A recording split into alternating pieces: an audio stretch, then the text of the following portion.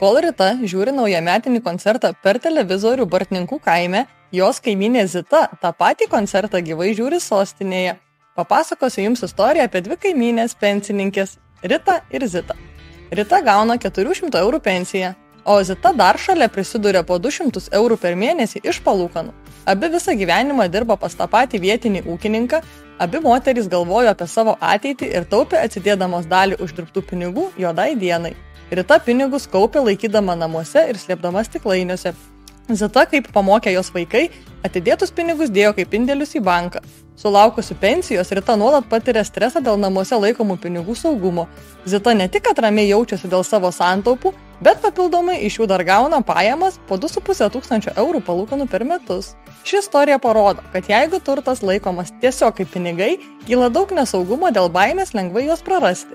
Jeigu pinigai darbinami, turtas gali būti ir saugesnis, ir sukurti papildomų pajamų vartojimui, pavyzdžiui, koncertui sostinėje.